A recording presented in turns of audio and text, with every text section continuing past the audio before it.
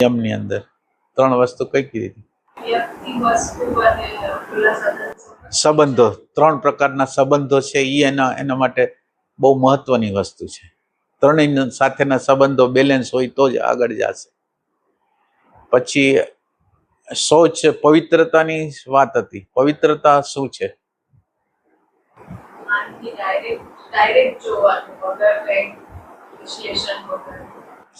પેલા પવિત્ર અપવિત્રતા શું છે ને? એમની અપવિત્રતા જ્યાં સ્મૃતિ પડે છે ત્યાં અપવિત્રતા આવી જાય. કેમ?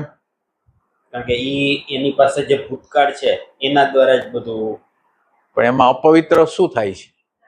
રાગ દ્વેષ ને બધું ક્લેશ ને બધું પડી જાય ને. પણ એટલે અપવિત્રમાં 2 વસ્તુ હોય. 2 વસ્તુ મિક્સ થાય તો અપવિત્ર થાય. 2 વસ્તુ મિક્સ થાય આપણે એટલે 2 વસ્તુ શું મિક્સ થાય છે આમાં અપવિત્રતામાં? દ્રષ્ટા અને દ્રશ્ય 2 એક થઈ જાય છે. એની અપવિત્રતા છે. દ્રષ્ટા પવિત્ર રહેતો નથી. દ્રષ્ટાની અંદર પ્રકૃતિ ભળી જાય છે. હું સુખી, હું દુઃખી, મને ગમે, મને ન ગમે. મને એટલે હું એક અલગ વસ્તુ છે, અલગ વસ્તુ છે, હું અલગ વસ્તુ છે, ગમો અણગમો એ બધી અલગ વસ્તુ છે. તો એ બધી વસ્તુ મિક્સ થઈ જાય છે. જળ અને ચેતનની. શરીર હું નથી તો શરીર હું લાગે, તો આ અપવિત્રતા છે. મન હું નથી ને મન હું લાગુ એટલે અપવિત્ર.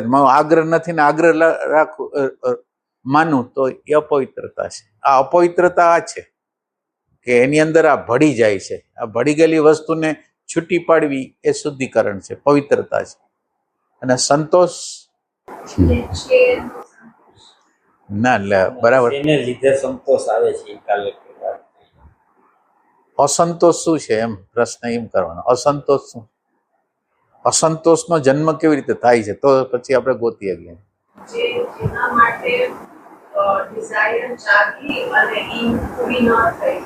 એટલે ડિઝાયર જાગી તો ડિઝાયર શું કાંઈ જાગી?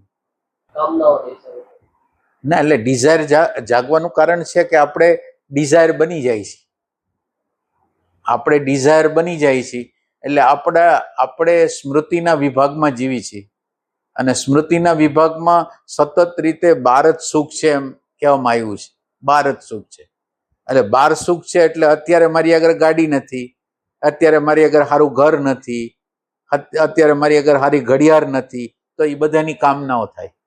સ્મૃતિના કેન્દ્રમાં જ્યાં લગીને આપણે જીવશું ત્યાં લગીને અસંતોષ રહેવાનો. કારણ કે એ નિરંતર રીતે 12 જ ગોત કરે છે.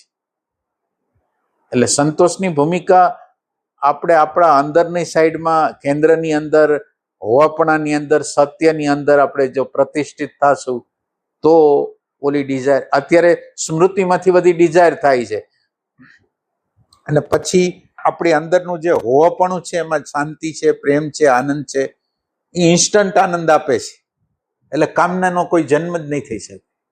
ડાયરેક્ટ રીતે આત્મા કોઈ પણ વસ્તુને જોશે, વસ્તુ, પરિસ્થિતિ, ઘટના ગમે ને જોશે તો એની અંદર ખુશી સિવાય કાંઈ નહીં હોય.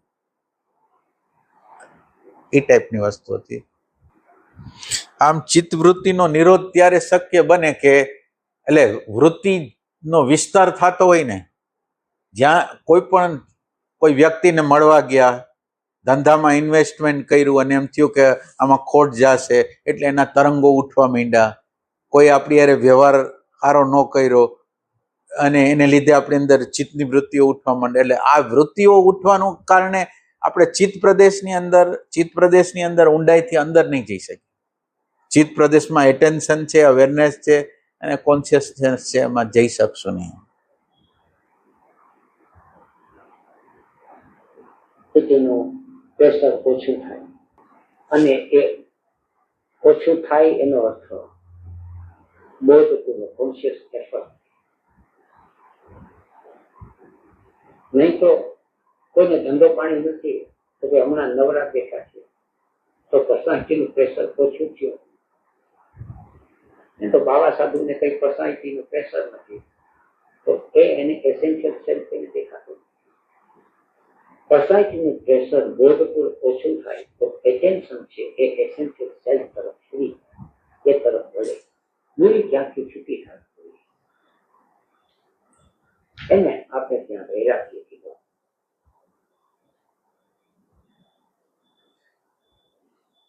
આ બહાર પર્સનાલિટીનું પ્રેશર ઓછું થાય પર્સનાલિટીનું પ્રેશર ઓછું થાય. અને એ 22 ઓછું થાય એનો અર્થ બોધપૂર્વક કોન્શિયસ એફર્ટ. નહીં તો કોઈને ધંધો પાણી નથી તો કે હમણાં નવરા બેઠા છે તો પર્સનાલિટીનું પ્રેશર ઓછું થયું. એમ તો બાવા સાધુને કઈ પર્સનાલિટીનું પ્રેશર નથી. એટલે પર્સનાલિટીનું પ્રેશર બોધપૂર્વક થાય ને, બોધપૂર્વક ઓછું થાય તો બરાબર કહેવાય. પણ બોધ વગરનું પર્સનાલિટીનું પ્રેશર માનો કે નથી તો આપણને એમ થાય કે અત્યારે ધંધો હાલતો નથી, હવે શું કરશું, કેમ કરશું, તો એના તરંગો પાછા ઉઠવા માંડે એમ. એટલે બોધપૂર્વક પર્સનાલિટીનું પ્રેશર ઓછું થવું જોઈએ. એસેન્શિયલ સેલ્ફ એને દેખાતું. પર્સનાલિટીનું પ્રેશર બોધપૂર્વક ઓછું થાય તો એટેન્શન છે એ એસેન્શિયલ સેલ્ફ તરફ ફ્રી થાય, એ તરફ વળે. દૂરી ક્યાંથી છૂટી થાય જોઈએ એને આપણે ત્યાં વૈરાગ્ય કીધું. એટલે એટેન્શન છે એ પદાર્થો, વ્યક્તિત્વ કે એના તરફ ગતિ ન કરે અને શાંતિ તરફ, પ્રેમ તરફ ગતિ કરે તો ઈ સાધના છે એમ. એટલે એક જગ્યાએથી આપણું ઇન્વેસ્ટમેન્ટ ઓછું થવું જોઈએ, બીજી જગ્યાએ ઇન્વેસ્ટમેન્ટ થવું જોઈએ એમ કે છે. અને એનું નામ એને વૈરાગ્ય કીધું. વાંથી બહારની જગ્યામાંથી ઇન્વેસ્ટમેન્ટ ઓછું કર્યું, અંદરની જગ્યામાં વધારે કર્યું. આ બહાર માન, પ્રતિષ્ઠા, પૈસો, ટકો, મોજ શોખ, ભોગ વિલાસ એ બધું છે, ગમે તેટલું થશે પણ જીવ નહીં ધરાય. જીવ સદા અસંતોષમાં રહેશે અને જ્યાં સુધી અસંતોષ છે ત્યાં સુધી વૃત્તિ નિરોધ નહીં થાય. જીવ ઉચ્ચ છે એટલે વૃત્તિ ઉચ્છાસ કરે. અસંતોષ થાય છે એટલે વૃત્તિ છે બહિર્મુખ થવાની. કારણ કે અંદરની કંઈક ડિમાન્ડ છે. પછી એ એસેન્શિયલ સેલ્ફ તરફ એનું એટેન્શન જાય છે. હવે એસેન્શિયલ સેલ્ફની ડિમાન્ડ શું છે એ હવે જોઈએ. તો એસેન્શિયલ સેલ્ફની ડિમાન્ડ હંમેશા કુદરત તરફથી પૂરી થઈ જાય છે. આ વાત છે એ આપણને સમજવી થોડી આકરી પડે. કારણ કે સુપર ઇન્ટેલિજન્સ જે વસ્તુને પ્રગટ કરી છે, બીજી રીતે આપણે કહીએ કે નાનું બાળક છે એ ગર્ભની અંદર એનું શરીર તૈયાર થાય છે તો એની જે પ્રકારની ડિમાન્ડ છે એ માના ખોરાકમાંથી પૂરી કરે. અને શરીરનો જન્મ થાય છે તો માના સ્તનની અંદર દૂધ આપોઆપ આવી જાય છે. એટલે એસેન્શિયલ સેલ્ફની જે જરૂરિયાત છે કુદરત પૂરી કરે છે એમ કે છે. આ સુપર ઇન્ટેલિજન્સનું ફંક્શન છે, આ કુદરતનું કાર્ય છે. આપણે એને પરમાત્મા કહીએ, ઈશ્વર કહીએ, કુદરત કહીએ. તો એસેન્શિયલ સેલ્ફની જે જરૂરિયાત છે એ સુપર ઇન્ટેલિજન્સ હંમેશા પૂરી પાડે છે. એ એક એનો નિયમ છે.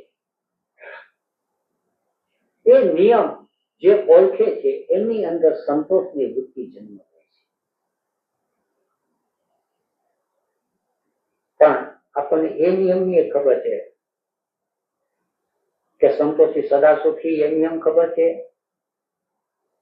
અને કીડીને કણ અને હાથીને મણ દેવા વાળો છે એ નિયમની એ ખબર છે. પણ એ નિયમ આપણા જીવનની અંદર ઉતરતો નથી. શબ્દની ખબર છે. અનુભવથી જયારે ખ્યાલ આવે કે મારે અંદરની અંદર જે ડિમાન્ડ છે એ એને સપ્લાય થવાની છે. અને એ ક્યારે ખબર પડે કે પર્સનાલિટીની જે ડિમાન્ડ છે એ હંમેશા હિયર અને નાઉ થી દૂર ભાગશે. પર્સનાલિટીની જે ડિમાન્ડ છે એ હિયર અને નાઉ નો અર્થ કે અત્યારે આ ક્ષણે અને આ સ્થળે જે છે એ એને મંજૂર નથી, એને ક્યાંકથી બીજેથી, એનું સુખ ક્યાંક બીજે છે. એટલે પર્સનાલિટીની ડિમાન્ડ શું હોય? આપણી પર્સનાલિટી છે એની ડિમાન્ડ શું હોય? સોસાયટી દ્વારા આવેલા જે વેલ્યુએશન અને પૈસા ધંધો, પૈસા, મકાન, એ બધી વસ્તુ હોય. એટલે પર્સનાલિટીની ડિમાન્ડ હોય એ બહારની જ વસ્તુની હોય. નથી. અને કુદરતની વ્યવસ્થા એવી છે કે એના એસેન્શિયલની જે ડિમાન્ડ છે એ એને આપી જ દેશે. એટલે વર્તમાન કાળમાં અસ્તિત્વ તરફથી જે સામે આવે છે એ આપણા એસેન્સને અનુરૂપ એમાંથી શોધી લેવું. સામે દ્રશ્ય આવ્યું હોય તો એ દ્રશ્ય જોવું, સામે જે કઈ અવાજ આવ્યો હોય તો એ અવાજને સાંભળવો, સામે જે કઈ ખાવાનું આવ્યું હોય તો એ ખાવાનું, સામે અસ્તિત્વ તરફથી શું આવે છે, અસ્તિત્વ તરફથી જે આવે છે એ બધું બરાબર અનુકૂળ અને યોગ્ય છે. આ જયારે ભાન આવે પછી એની અંદર એક અનુભવ જન્મે છે અંદર. એ અનુભવનું નામ સંતોષ. પછી એને થાય છે કે જે છે બધું જ્યાં છે ત્યાં જેવો છે. આમ હું અહીંયા 33-34 કે કેટલા વર્ષથી રહું છું, તો પરમાત્મા જે જરૂરિયાત છે, જ્ઞાનની જરૂરિયાત છે, પૈસાની જરૂરિયાત છે, કપડાની જરૂરિયાત છે, ગમે જેની જરૂરિયાત છે એ બધી પૂરી, જે એસેન્શિયલ છે એ બધી જરૂરિયાત તો એ પૂરી કરે જ છે. આપણે જ જોઈ છીએ કે એમાં કંઈ આપણે કોઈ આગળ માગતા નથી, કંઈ નથી કરતા. તો ભગવાન એટલે આ જે કહેવા માગે છે એને આપણે સમજવું હોય તો આવી રીતે સમજીએ કે એસેન્શિયલ સેલ્ફની જે જરૂરિયાત છે એ પૂરી કરે જ છે. જગતની અંદર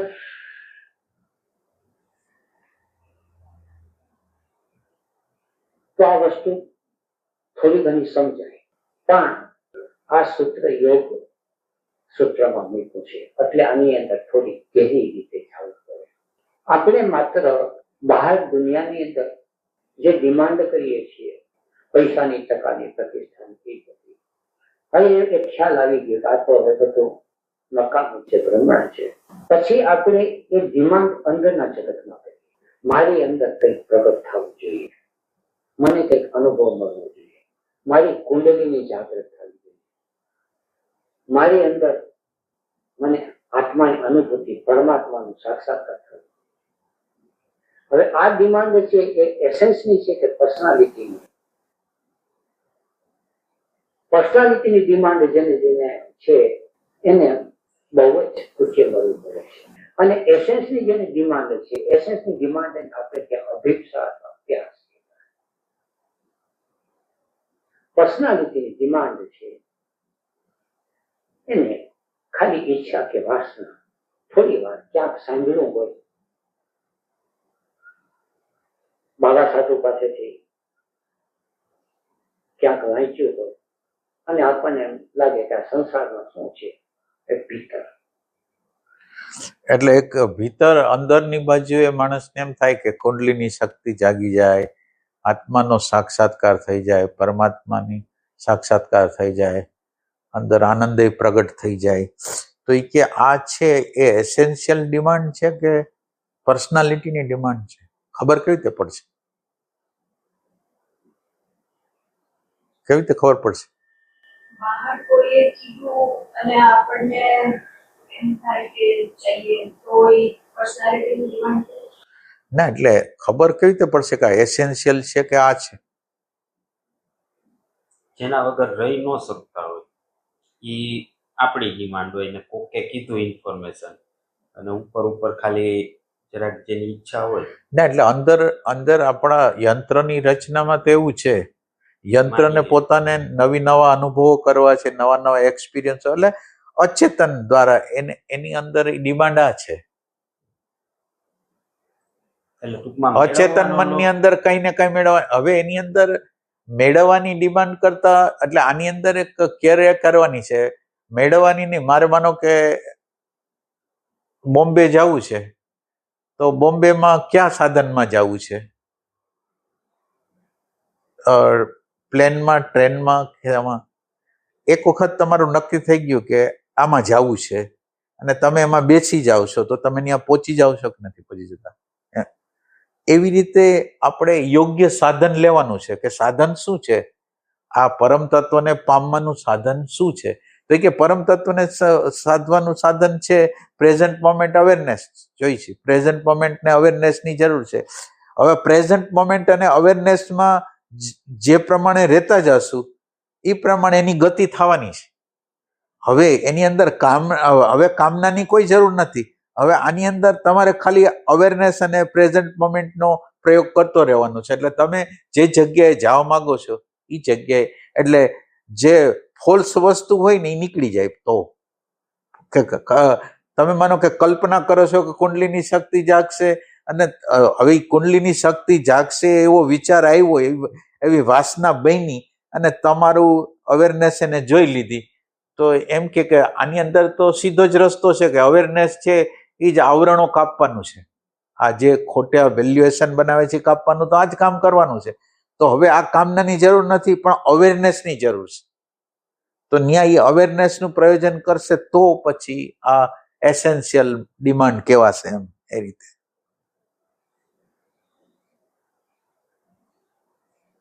મોક્ષ જોઈએ છે, આત્મદર્શન જોઈએ છે, પણ આ બધું છે અંદરની એસેન્સની ડિમાન્ડ છે.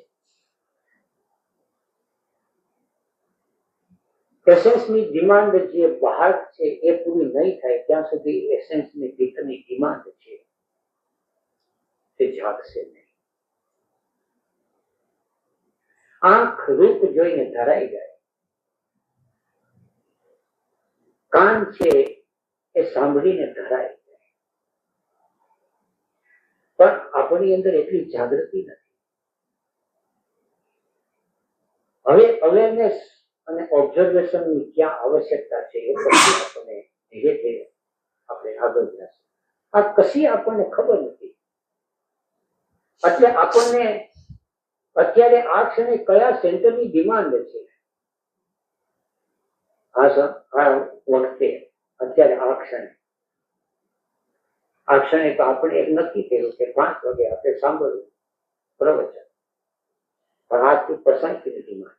આપણે મહર્ષિ રમણ હતા કે બીજા કોઈ પણ જેને સાધનાઓ કરી, હવે સાધનાઓ કરી, એને સાધના કરીને માનો કે તત્વ લગીને પહોંચી ગયા, એટલે એને એટલે તત્વની અંદર એને આત્મતત્વ મળી ગયું, તો એને એમ ખબર ન પડી કે આ આત્મતત્વ કહેવાય. પછી એ લોકોની આજુબાજુ માનો કે મહર્ષિ રમણ છે તો એની આજુબાજુ એવા લોકો આવ્યા, આપણા જેને કહેવાય ને કે આપણા કોણ કહેવાય, વિદ્વાન પંડિતોની બધા, એને શાસ્ત્રોનું પઠન પાઠન કર્યું હોય.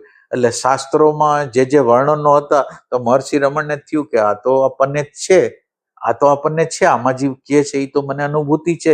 એટલે કહેવાનું વાત, એની આગળ ફોલ્સ વસ્તુ નહોતી તો એને અનુભૂતિ થઈ તોય ખબર ન પડી. અને પછી એના આપણે શું કહેવાય, એને આપણે રેકોગ્નાઇઝ થાય એના માટે થઈને એવા લોકો મળ્યા. એમાં આપણે કૃષ્ણમૂર્તિની અંદર એવા જ લોકો મળે છે કે જે શાસ્ત્રોનો અભ્યાસ કર્યા હોય એને પોતાને થઈ જાય છે, પછી શાસ્ત્રોના અભ્યાસવાળા મળે છે. એટલે આ બધું વસ્તુ જો તમારે કામનાના ક્ષેત્રમાં નથી હોતું તો તમને અનુભૂતિ અમુક સમયે થઈ જાય તો તમને ખબર ન પડે કે આ શું હતું એમ. અને નકર તમને અગાઉથી નકશા હોય છે ને તો પ્રોજેક્શન થાય છે કે મને આ સાક્ષાત્કાર થઈ ગયો, મને આમ થઈ ગયું એમ. ઘણી વાર એવું થાય કે 5 વાગે અંદરની ડિમાન્ડ એવી હોય કે ફરવા જવાનું છે, આરામથી પડવાનું છે, પણ જે જગતની અંદર આપણે રહીએ છીએ એ જગતની અંદર આ પ્રસાદની ડિમાન્ડને આપણે ફૂલફિલ કરીએ છીએ. પણ સાધનાની અંદર તો આને ઓળખી લેવું પડે. ધ્યાનમાં આપણે બેસીએ છીએ અને આપણું ચિત્ત છે એ ક્યાં ભટકે છે, ક્યાં ચાલ્યું જાય છે. તો જ્યાં ચાલ્યું જાય એને પેલા જોઈ લેવું પડે. આ ચિત્ત અત્યારે જાય છે, ચિત્ત ખાવામાં જાય છે, ચિત્ત બહાર અવાજમાં ચાલ્યું જાય છે, ચિત્ત ક્યાંક જોવામાં ચાલ્યું જાય છે. તો ચિત્ત જ્યાં પણ જાય એને જવા દેવું અને જોઈએ, તે ધરાઈ જશે. આપણને એમ લાગે છે કેમ તો બહાર જવા દે તો ચિત્ત ભટકાશ કરશે. આપણે એને કંટ્રોલમાં રાખવું. આ છે અહંકાર વિચારે છે, જેને આ નિયમનું ભાન નથી, એ આ રીતે વિચારે છે. પેટમાં ભૂખ લાગે છે તો ભૂખ લાગે એટલે ખાવામાં ચિત્ત જાય, પણ કેટલું જશે? એક ધરાઈ જશે પેટ. એમ પેટ ધરાઈ જાય છે એ રીતે આંખ પણ ધરાઈ જાય છે. તો એસેન્શિયલ ડિમાન્ડ હોય, કાન પણ ધરાઈ જાય છે. પણ પર્સનાલિટીમાં જો ચાલ્યું ગયું હોય તો ધરાતું નથી. અને પર્સનાલિટીમાં જે જાય છે એક અર્થમાં કહીએ તો એ ભોગવતો પણ નથી, એટલે ધરાતો. આ વાત પકડાય, આંખને એમ થઈ જાય. એટલે ભોગવતો નથી એટલે તૃપ્ત થતો નથી. એનો અર્થ એવો છે કે આપણે શબ્દ, સ્પર્શ, રૂપ, રસ, ગંધમાં જાય છીએ ને, તો એક સેકન્ડને માટે ખાવા આવ્યા ત્યારે એક સેકન્ડને માટે પેલા સ્વાદ કેવો હતો એમાં આવી ગયા. 1 સેકન્ડ 2 સેકન્ડ આવી ગયા, સ્વાદ લીધો, પછી ગુમ થઈ જાય છે. એટલે ગુમ થઈ જાય છે એટલે ભોગતા નથી તો સંતુષ્ટ કોણ થાય? એટલે આ વાસના નિરંતર રહે. ખાવાની જે વાસના છે એ નિરંતર રહે. ઓલું તમે તમારી હાજરી દ્વારા તમારી પ્રેઝન્સ હોય એટલે પ્રેઝન્સ એટલે ભોગતા છે, એટલે પ્રેઝન્સ છે એટલે ભોગતા છે, એટલે તૃપ્ત ભોગતા હોય તો થાય. હવે તમે જ ગેરહાજર થઈ જાઓ છો તો વાસનાની એટલે જે લોકોને જે પ્રકારની વાસના નાનપણથી હોય ને ઠેઠ વૃદ્ધાવસ્થા લગીને રહે છે, એનું કારણ છે કે હાજર કોઈ નથી. એ ટાઈપની વસ્તુ. માં શું જોયું છે? પરદેશમાં જઈને થોડુંક જોયા, કાશ્મીર જોઈ આવીએ તો સ્વિટરલેન્ડ જઈને જોયા. તો કાશ્મીર અને સ્વિટરલેન્ડ જાય પણ ત્યાં જુએ છે? જોઈ તો ધરાય, પણ આંખ છે એ જોતી નથી, જોવાનું વિચારે છે. જો જોઈ તો ધરાય જાય. આપણે ક્યાંય પિકનિક ઉપર ગયા તો પિકનિક ઉપર જઈએ છીએ પણ જોઈએ છીએ કે સાંભળીએ છીએ? પિકનિક ઉપર જઈએ છીએ તો વાતો કરીએ છીએ, વિચાર કરીએ છીએ. જોઈએ તો ધરાય જાય. તો શરીરની ઇન્દ્રિયો છે એ ધરાઈ જાય છે, પણ પર્સનાલિટી મનની એક જે ભ્રમણાની જે ઝાડ છે ને એ બહુ અદભુત છે. આંખ જોતી નથી પણ જો હું જોઉં છું એવો ભ્રમ ઉભો કરે છે. કાન સાંભળતા નથી, હું સાંભળું છું એવો ભ્રમ ઉભો કરે છે. અને ભ્રમણાના જગતની અંદર જેવી રીતે મૃગજળ છે, તો મૃગજળની પછવાડે ગમે એટલા દોરીએ તો મૃગજળમાંથી તરસ છુપાવવાની. એટલે જોઈ છી, સાંભળી છીએ એવું લાગે છે, પણ જોવાનું એવી રીતે બને છે કે સંસ્કારથી જોવાનું બને છે, સંસ્કારથી સાંભળવાનું બને છે.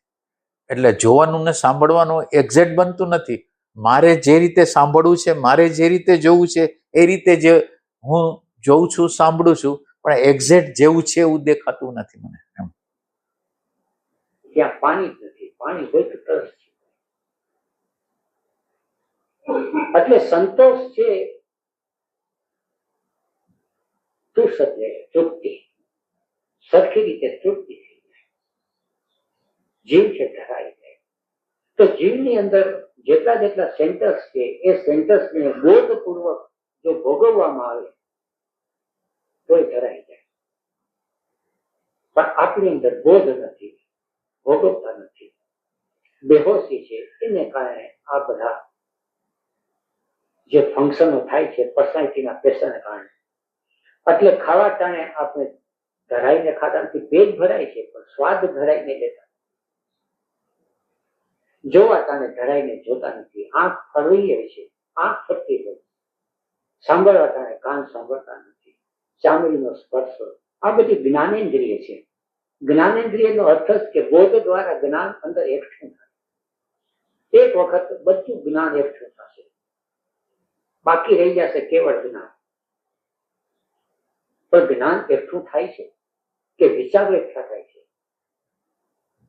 આંખ જુએ છે અને જ્ઞાન એકઠું થવાને બદલે વિચારવું પ્રગટ થાય છે.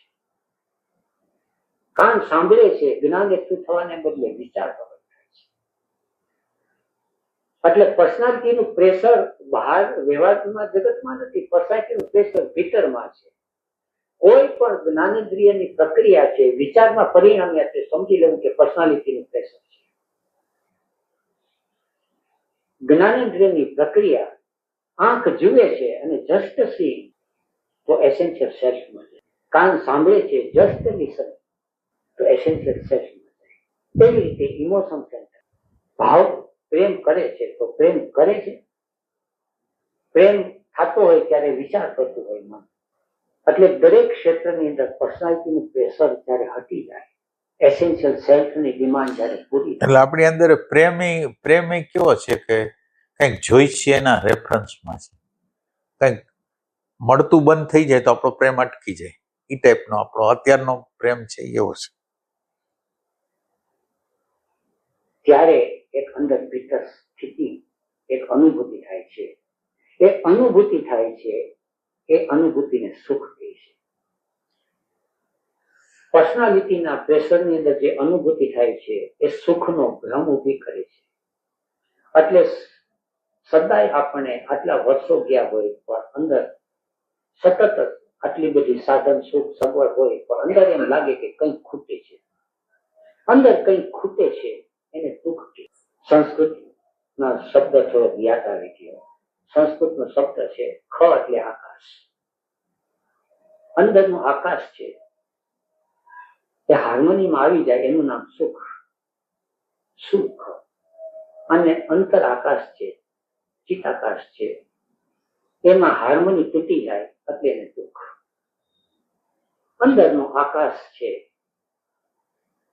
એની અંદર કચરો ને જે તે કંઈ આવી જાય એટલે અંદર કંઈક થાય, એ બધું હટી જાય એટલે એક અંદર છે એક મસ્તી છવાઈ જાય છે.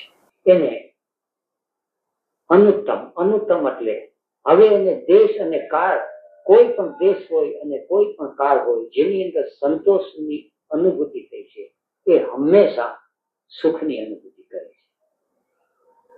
ચોવીસ સાધના સૂત્ર 43. અયેન્દ્રિય સિદ્ધિ અશુદ્ધિ ક્ષય અપશમ. Austerity destroys the impurity and with the ensuing perfection in the body and sense organs, physical and mental power awaken. કાયેન્દ્રિય સિદ્ધિ અશુદ્ધિ ક્ષય તપસ્યા. કાયાની અને ઇન્દ્રિયની સિદ્ધિ, અશુદ્ધિનો ક્ષય, તપસ્યા એટલે તપના દ્વારા. ત્રીજું આવ્યું તપ આવ્યું, બે પૈતા તપ. તપ વિના હે સિદ્ધિ નથી. એ જ છે. એ નિયમ પણ વારંવાર સાંભળવા મળે. તપ બધા માણસો કરે છે પણ તપની દિશા છે એ ઉલટી છે. અથવા તો તપની જેટલું કરવાની આવશ્યકતા હોય એનું પ્રમાણ ભાનનો વિવેક નથી. વ્યવહારના જગતની અંદર વધતા ઓછા પ્રમાણમાં બધા તપ કરે છે. વિદ્યા મેળવવી હોય તો તપ કરવું પડે, ધન મેળવવું હોય તો તપ કરવું પડે, જ્ઞાન મેળવવું હોય, બહારનું શરીર ખડતર બનાવવું હોય તો તપ કરવું પડે.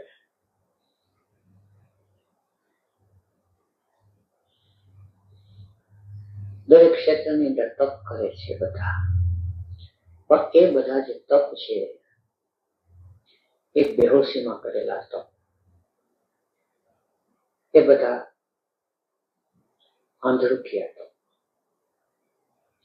અને બેહોશીમાં કરેલા તપ છે એનું પરિણામ છે એ વ્યર્થ જાય. મહેનત ખૂબ કરે છે. એક ખેડૂત છે એ ખાડા ખોદા જ કરે, તો જ્યાં ત્યાં ખાડા ખોદા કરે તો પાણી નથી આવતું. અમુક જગાએ અને અમુક ઊંડાઈ સુધી ખોદા કરે તો પાણી આવે છે. એટલે માત્ર મહેનત જ કરવો એ જરૂરી નથી, પણ મહેનતની સાથે જ્ઞાન અને બોધ હોવો જરૂરી છે. લાખો માણસો તપ કરે છે, વ્યવહારના જગતમાં એટલું જ નહીં પણ સાધનાના જગતમાં કરે છે. કોઈ મંત્ર કરે, કોઈ અપવાસ કરે, કોઈ એક પગે ઉભા રહે, કોઈ કાંટાની પથારીમાં સૂવે, અને અનેક પ્રકાર છે ઠીક ઠેકાણે. પણ એમાં મોટો ભાગ છે એ અજ્ઞાનવશ કરેલું તપ. યોગ સૂત્ર છે હવે ધીરે ધીરે આપણને લઈ જાય છે.